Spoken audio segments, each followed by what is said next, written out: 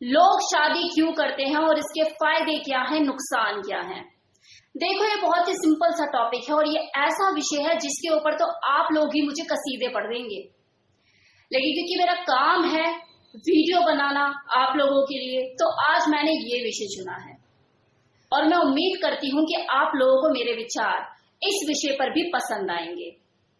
मनुष्य जो है वो एक सामाजिक प्राणी है और उसे अपनी जिंदगी को गुजारने के लिए एक जीवन साथी की जरूरत पड़ती ही है। अपनी जिंदगी में नया बदलाव लाने के लिए, जिंदगी की नई शुरुआत करने के लिए लोग शादी करते हैं।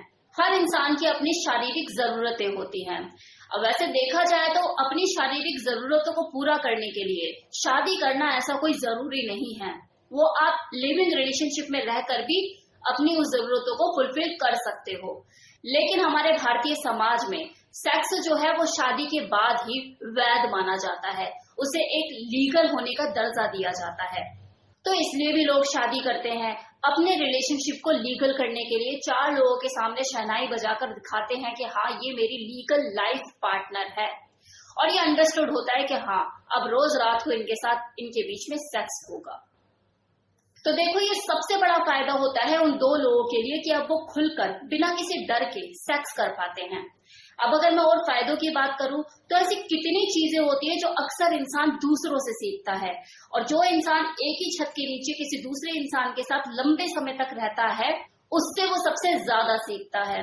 तो ये अक्सर देखा जाता है कि एक लापरवाह इंसान भी जिम्मेदार हो जाता है। ऐसा सुनने में भी आता है ना, हमारे समाज में कहते हैं यार अगला बिगड़ रहा था, शादी कर दी, बेड़ियां पड़ी पैरों में और संभल गया, जिम्मेदारी सर पे पड़ी, सारी अकल ठिकाने आ गई। खैर, कुछ केसेस ऐसे भी देखे जाते हैं जहां पे शादी का भी असर नहीं होता, लेकिन ये कुछ एक्सेप्शंस ही होती हैं। मैक्सिमम केसेस में हर इंसान जिम्मेदार हो ही जाता है।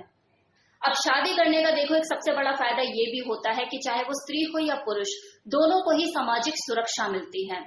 मतलब अगर किसी को रेंट पे भी घर लेना है तो जो लैंडलॉर्ड होता है ये देख के कि सामने वाला फैमिली वाला है, इजिली आपको रेंट पे घर भी दे देता है। घर में किसी के भी आने जाने की आजादी मिल जाती है, आपका कोई चौकीदारा नहीं करता, ये सोच के कि आप फैमिली वाले हो, शादीशुदा हो। अब देखो, यहाँ ये बात चली है तो मेरे जुबान पर एक बात आ रही है, कड़वी है लेकिन सच है, कि शादी का चोला ओढ़कर कुछ लोगों के लिए काले काम करने आसान हो जाते हैं। कोई उनके ऊपर उंगली नहीं उठाता कि आप फैमिली वाला है या फैमिली वाली है। अब आप इसे फायदा समझो या नुकसान, यह आप लोगों के ऊपर छोड़ा मैंने। अब जैसे कोई बैचलर है, अगर वो ऑफिस से छुट्टी ले तो उसे छुट्टी नहीं मिल सकती, बीमार है बेटा दवाई खा ले और आ जा। लेकिन अगर वो फैमिली वाला है, मतलब शादीशुदा है, तो बस उसे ये बोलने की देर है कि मेरी बीवी बीमार है, हॉस्पिटल लेके जाना है, बच्चों के पेपर चल रहे हैं, स्कूलिंग की दिक्कत हो रही है, मुझे 2-4 दिन की छुट्टी चाहिए। अभी छुट्टी मिली आपको, क्यों? क्योंकि आप शादीशुदा हैं।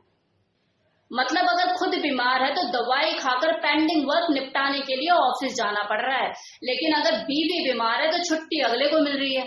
सेम इसी तरह से अगर कोई पुरुष किसी कामकाजी महिला से शादी कर लेता है तो उसकी जिंदगी कंपैरिजन ऑफ अदर आसान हो जाती है, क्योंकि हर कोई ट्रस्ट जल्दी कर लेता है कि यार दोनों ही जॉब वाले हैं, कहाँ जाएंगे अपनी जॉब को छोड़ के। लोन जल्दी मिलने लग जाते हैं, ईएमआई बट जाती है, एक के ऊपर ऐसा कोई खास बर्डन नहीं होता, फाइनेंशियल प्रेशर कम होता है, बच्चों की फीस, इलेक्ट्रिसिटी बिल सब बट जाता है, तो किसी एक के ऊपर घर की जिम्मेदारी नहीं होती, तो काफी राहत मिलती है, सुकून भरी जिंदगी हो जाती है। अब जब कोई आदमी सुबह का निकला शाम को घर पहुंचता है अपने ऑफिस से या अपने किसी काम से, तो उसे चाय पानी मिलती है, घर में बना बनाया खाना मिलता है, धुले धुलाए कपड़े मिलते हैं, उसकी पूछ होती है जो उसकी बीवी करती है, इसे अमेजिंग सी फीलिंग होती है। अदरवाइज अगर आपकी शादी नहीं है तो पता लग रहा है घर जाके खाना भी खुद ही बनाना है, कपड़े भी खुद ही धोने हैं, ये सारी चीजें। तो ये तो थे वो सारे फायदे जो कि शादी के बाद दो लोगों को नसीब होते हैं। अब बात कर लेते हैं कि शादी के बाद होने वाले नुकसानों के ऊपर, क्योंकि कहते हैं ना, वो कहावत भी है कि शादी एक ऐसा लड्डू है जो खाए वो भी पछताए, जो ना खाए वो भी पछताए। तो पछतावे गिनवा देती हूँ मैं आपको।